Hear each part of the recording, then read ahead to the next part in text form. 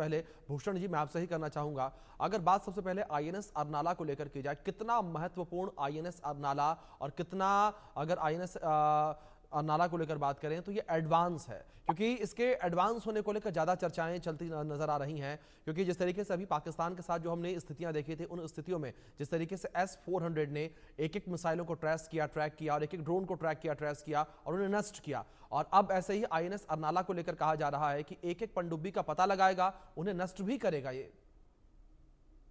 धन्यवाद अभिषेक जी। पहले तो मैं आपको बता दूं जी।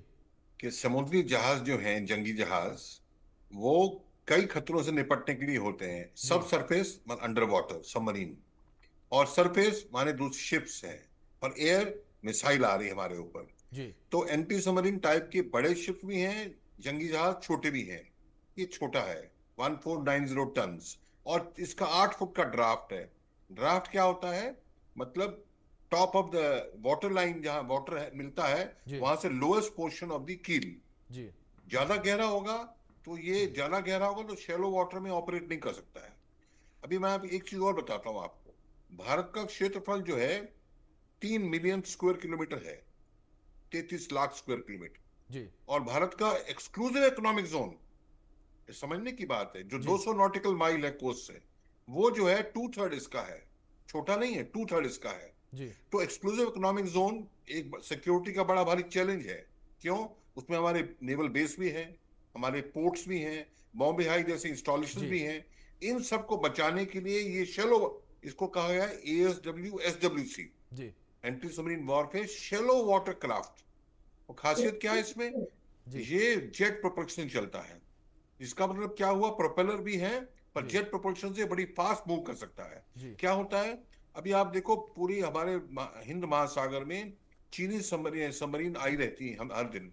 जी। तो क्या होता है कि शेलो वाटर में, मतलब 200 नॉटिकल माइल्स और 30 मीटर जी। डेप्थ तक ये ऑपरेट करता है, और सबमरीन को ढूंढ के ये हिल करता है, जैसे आपने बताया। जी। तो ये एक ऑफेंसिव नहीं है, ये एक डिफेंसिव प्लेटफॉर्म है। जी। हम कहते हैं blue water navy. Blue water navy तो रेड सी में भी जा सकती है, ओमान में भी जा सकती है, या तो ये भी सकता है, जी। पर इसका मेन रोल क्या? डिफेंसिव रोल है। 7,500 किलोमीटर का जो हमारा कोस्ट है, ये तो हम स्वर्गीय जनरल CDS साहब रावत साहब कहा करते थे कि 2.5 फ्रंट वॉर, जी। पाकिस्तान, चाइना और अंदर के दोस्त दुश्मन आधा। जी। मैं इसको अब 2.5 नहीं कहता हूं, मैं इसको 4.5 कहता हूं। जी। पाकिस्तान, चीन, बांग्लादेश, तीन, जी। चौथा 7,500 किलोमीटर कोस्ट, और 4.5 हाफ जो अंदर के दुश्मन है। तो ये जो बड़ा जी। भारी रिस्पॉन्सिबिलिटी हमारे पे है, ये लो लो इंटेंसिटी मेरीन ऑपरेशंस के लिए है। जी। तो ये बहुत, और इसमें क्या है सबसे बड़ी चीज, मैं तो ये देख रहा हूं, अभी तो 16 बनेंगे। जी। 8 बन रहे हैं GRSC कलकत्ता में, 8 जी। बन रहे हैं गोवा में। जी। ये अरनाला जो है फर्स्ट ऑफ द 16 है, और ये आज हमें कमीशन हुआ है। जी। और 8 को, और ये 2026 तक पूरे बन के कमीशन हो जाने हैं। जी। और इसके अंदर इंडिजिनस सोनार भी लगी हैं, जी। इंडिजिनस टॉर्पीडो भी लगी हैं। जी। और मतलब ये है कि मैं तो ये देख रहा हूं कि इसमें तो हमारे पास ऑर्डर्स की भरमार हो जाएगी। जी। क्यों? 80% इंडिजिनस कंटेंट है इसमें। जी। ऑर्डर्स की भरमार हो जाएगी। छोटे छोटी जो कंट्रीज हैं, उनको तो पहले डिफेंस करना है, उनको तो ब्लू वाटर नेवी नहीं बनानी, जी। उनको तो डिफेंस पहले पकड़ना है।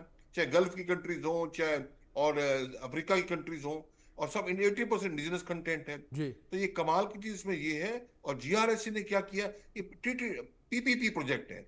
GRSC ने डिजाइन भी किया है, और LNT शिपयार्ड के साथ चेन्नई में ये बना, असेंबल हुआ है। जी। जो पूरा हल बना है, असेंबल जी। हुआ है। जी। जी। तो ये काबिलियत क्या होती है? ये वॉरशिप हो, एयरक्राफ्ट हो, ये कॉम्प्लिकेटेड सिस्टम होते हैं, जी। कई चीजें इसमें जुड़ी होती है। आप सबसे बड़ी चीज, ये ट्रूली स्टेल्थ क्राफ्ट है। जी। स्टेल्थ कैसे?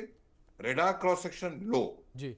अकूस्टिक क्रॉस सेक्शन लो। अकूस्टिक माने साउंड। जी। समुद्र के अंदर अगर आपको एनिमी सबमरीन ने ढूंढना है, रेडार एनिमी सबमरीन ने, जी। उसके बाद सबमरीन के बाद रेडार नहीं है, जी। वो आपकी आवाज सुनता है। जी। तो लो अकूस्टिक और लो IR, IR माने इंफ्रारेड, लो जी। लो होगा तो आप पकड़ने में आसानी, मुश्किल हो जाएगा बहुत। जी। तो ये बड़ी अच्छी चीज है, कि बिल्कुल। सरप्राइज बड़ी इंपॉर्टेंट चीज है, जी। छुपे रहना। जी। और तो इसलिए ये जो है बहुत काबिलियत की, बहुत बिल्कुल कमाल की भूषण, जिस चीज तरीके है। से हमने जिक्र किया कि काफी महत्वपूर्ण ये साबित हो जाता है भारत की सुरक्षा के लिए, भारत की जो सीमाएं हैं उन्हें सुरक्षित करने के लिए।